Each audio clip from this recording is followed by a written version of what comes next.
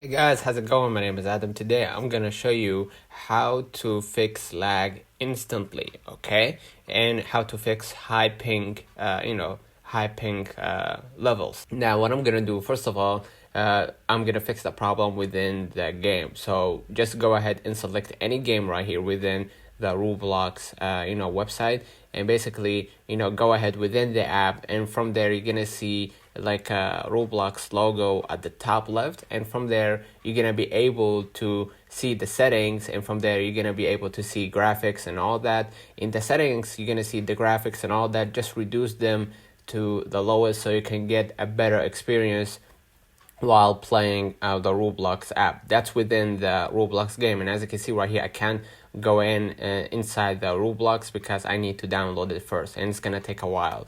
So another way of fixing that problem is by go ahead right here to your Windows and type here to search, and you're gonna just type control panel right here. Okay, and after you type control panel, it's gonna open up like a control panel tools right here. And what I'm gonna do, I'm gonna just go ahead to the system insecurity. In the system insecurity, you can just go ahead right here to the power option, and you're gonna change the plan from the balanced to the high performance mode, right? And from there you're gonna be able to get a better experience at playing the Roblox app. One last option, I want you to go ahead right here to search for a Roblox FPS unlocker, and it's gonna direct you to the search right here, and you're gonna just go ahead right here to the GitHub. And basically what you're gonna do, you're gonna just go ahead and download the FPS unlocker for Roblox.